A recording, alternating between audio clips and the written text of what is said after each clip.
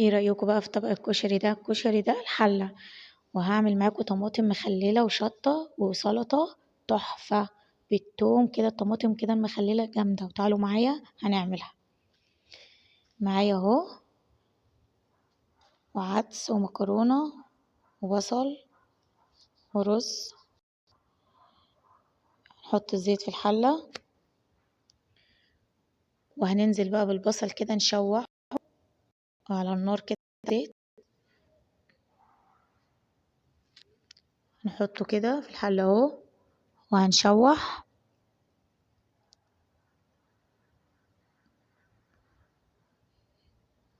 حطي لايك يا قمر لو عجبك الفيديو، شجعيني ان انا اعمل لك فيديوهات تاني، ودوسي لايك وفعلي الجرس واشتركي في القناة. حطي الملح والفلفل زي ما انتوا عارفين. انا بحب احط البهارات وانا بحطه في البصل، بحب ريحة يعني البهارات كده بتتحمص كده في الزيت مع البصل، بتبقى ريحتها جميلة قوي، بتخلي الطعم حلو قوي ومميز كده. تشوحي على طول لما لون يصفر كده هتنزلي بالشعرية. ايوه كده اهو، لون اصفر اهو كده حلو قوي. هنزل بالشعرية واحمرها كده على طول، ايدك فيها على طول عشان الشعرية ما تنحرقش كده زي ما انتوا شايفين.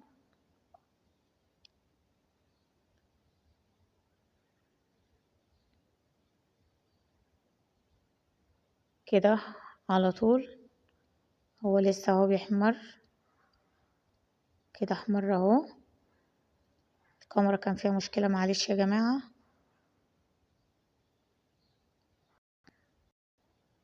هي كده اهي الشعرية اتحمرت والبصل خلاص خدت اللون اللي انا عاوزاه بقى كده. انزل بالعدس، اشوح بالعدس بالشعرية كده. الريحة ما اقولكوش تحفة اقسم بالله.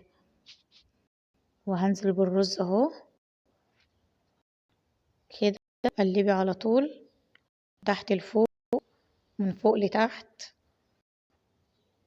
زي ما انتوا شايفين.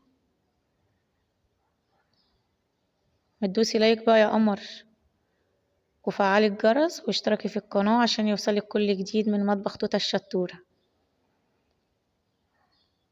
قلبتي كده وحطي بهاراتك وحاجتك. شوربة الماجي اهي، اكيد شوربة الماجي دي عندي مميزة في كل اكلة، فانت بقى وبراحتك يعني، انت حرية شخصية ليك، انت ترجعلك اللي انت بتحبيه حطيه. تمام. والملح، واحط حبة كمون اهم كده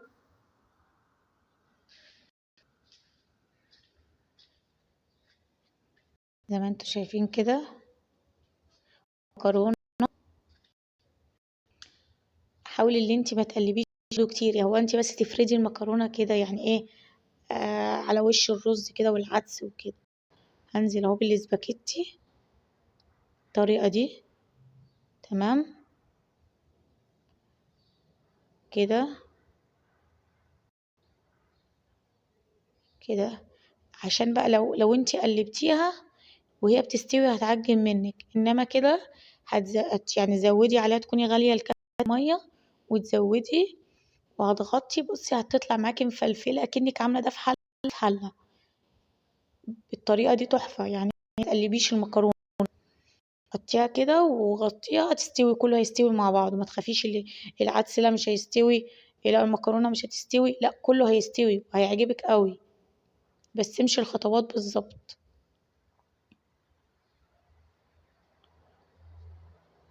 هو كده خلاص المقدار بتاعي تمام. لو محتاجة تزودي حبة مية عادي زودي، مفيش مشكلة، حسب الكمية اللي انت عاملاها يعني. وهغطيها عليها. تمام. وكده هو هنشوف اهو، هو خلاص الشرب الشوربة اللي فيه. هوطي عليه واخده كده من تقليبة كده صغيرة، مش كتير يعني عشان ما يعجنش. هو خلاص اهو. هغطي عليه واغطي عليه شوية، اسيبه خالص وتعالوا معانا نعمل ايه الصلصة بتاعة الكشري. حبة زيت كده صغيرين. تمام. وهنزل بالتومة، هتشوحي فيها كده ايه، ما تخليهاش تحمر. انتوا عارفين انا مبحبش احمر التومة، لونها بامبا كده بتبقى حلوة قوي في الاكل. كده قلبي على طول. انا كنت طبعا محافظاها في الفريزر، انا كل حاجة بعينها في الفريزر، انتوا عارفين اللي انا بحب كل حاجة اخزنها. حاجة بقى تغلي ما تغلاش، هي عندي كل حاجة موجودة. التومة اهي اصفرت اهي كده زي ما انتوا شايفين. كده كون انا موضبة الطماطم جنبي ضربها في الخلاط اهو. هروح اجيبها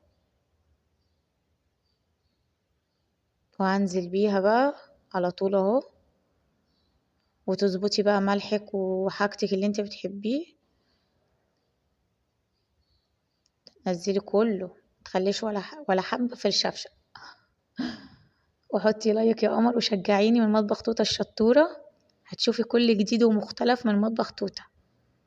ملح، ايه ملح كمان، ملح عشان انا حسيت الملح قليل. فلفل